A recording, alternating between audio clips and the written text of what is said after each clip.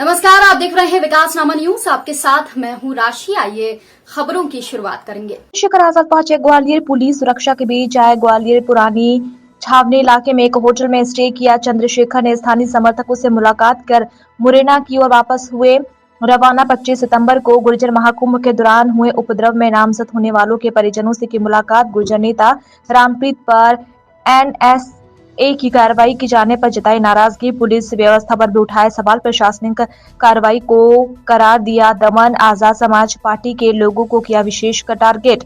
गुर्जर महाकुंभ में हुए उपद्रव के बाद कार्रवाई राजनीतिक प्रेरित। कई अन्य मुद्दों पर आजाद समाज पार्टी के नेता चंद्रशेखर आजाद ने पूरी बेबाकी से सवालों के जवाब दिए।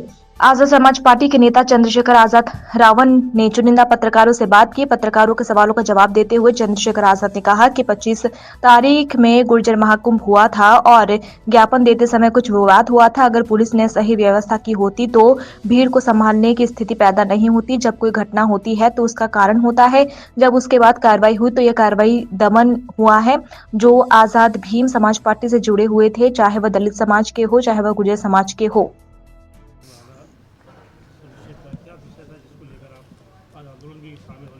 देखिए 25 तारीख में गुर्जर महाकुंभ हुआ और गुर्जर महाकुंभ के बाद ज्ञापन देते समय कुछ विवाद हुआ।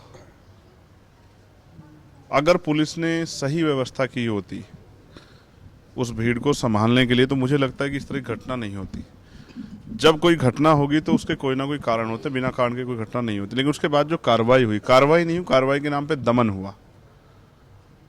हमारे जो आज़ाद समाज पार्टी भीम आर्मी से जुड़े हुए लोग थे, स्पेशली चाहे वो दलित समाज के थे या गुर्जर समाज के थे, उनको विशेषकर टारगेट किया। रामप्रीत, बिशंबर, मकरंद, हमारे प्रत्याशी दिमनी, अनिल गुर्जर। और इस बात को मैं स्पष्ट रूप से कह सकता हूं कि वहां नरेंद्र तोमर जी इस बात को जानते थे कि अनिल गुर्जर अगर आज़ाद समाज पार्टी से वहाँ लड़ेंगे तो वो चुनाव नहीं जीत पाएंगे। इसलिए क्योंकि अनिल गुर्जर आए भी नहीं थे, इस सभा का भी हिस्सा नहीं थे, इस आंदोलन का, फिर भी उनके ऊपर मुकदमा लगाया गया और उनको डराने का और जिस तरह से ये टारगेट किया गया, क्योंकि पिछले 2-3 साल में जिस तरह से भीम आर्मी आज़ाद समाज पार्टी के लोगों ने काम किया और स्पेशली दलित पिछड़े वर्ग में जो एकता बनी है उससे सरकार घबरा गई। आज मैं पहले वहाँ था, हमने ये मांग वो कहा था कि जब आप निर्दोष लोगों को जेल में रखोगे तो उनकी आवाज़ उठाने के लिए हम लोग जेल चलेंगे।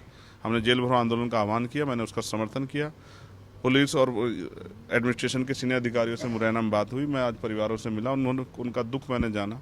उन्होंने बताया किस तरह से जेल में हमारे जो लोग जेल भेजे गए निर्दोष लोग, उनको जेल में पीटा गया, जबकि ये कहीं से और उनको फ्रैक्चर तक है।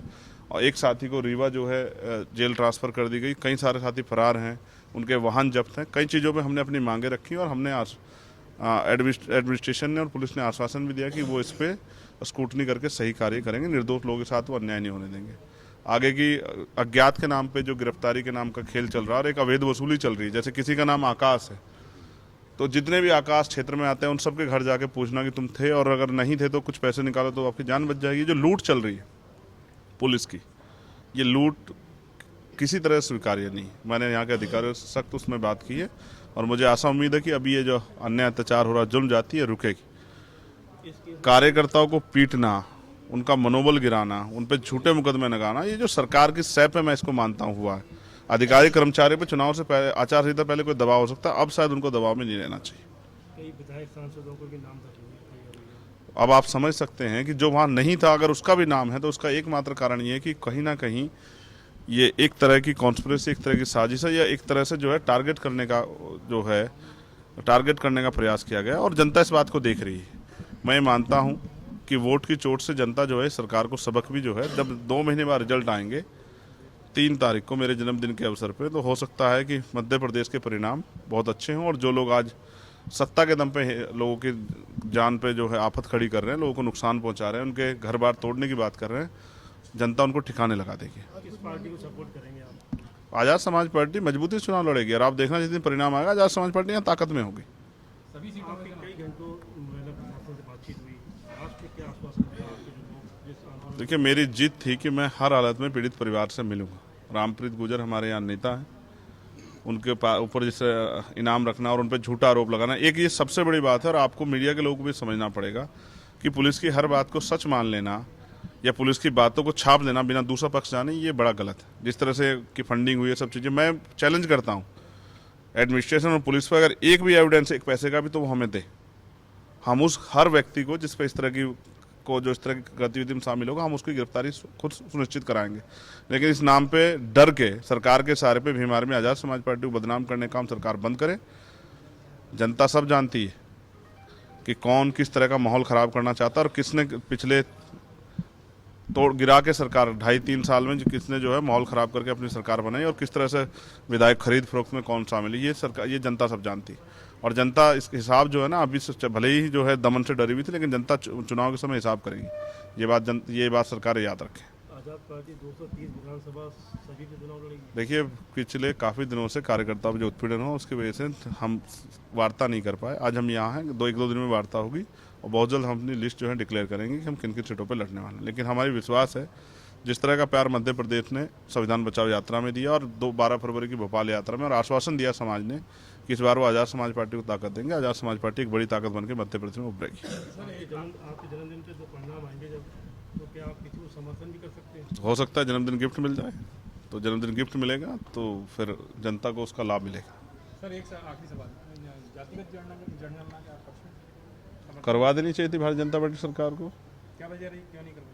वो चाहते ही नहीं जातिगत जनगणना हो। जातिगत जनगणना होगी तो ये पूरे देश में मध्य प्रदेश एक ऐसी धरती है, साहब काशीराम कहा करते थे, जहाँ बहुजन समाज की आबादी 90% से ज़्यादा है। जिस दिन दलित पिछड़े आदिवासियों को अल्पसंख्यक समाज के लोगों को पता लगेगा कि उनकी आबादी इतनी है, उस दिन वो अपने हक अधिकारों की मांग करेंगे। अभी तो आर्थिक आंकड़े जारी होने बाकी है कि संख्या तो इतनी है लेकिन साधन कितने हैं। जिस दिन देश आज़ाद हुआ संपत्ति धन धरती राजपाट में बंटवारा नहीं हुआ है। जो गरीब था गरीब रहा, जो अमीर था अमीर रहा। तो गरीब किस तरह से अपने जीवन को सर्वाइव करें, सरकार की जिम्मेदारी, सरकार टैक्स लेती है। अभी बहुत सारी चीज़ें हैं जो धीरे धीरे जनता को समझ में आएगी। जनता के पैसे से चलने वाली सरकार अपने आप को मालिक समझ बैठती है और जनता के पैसे को इधर उधर खर्च करती है।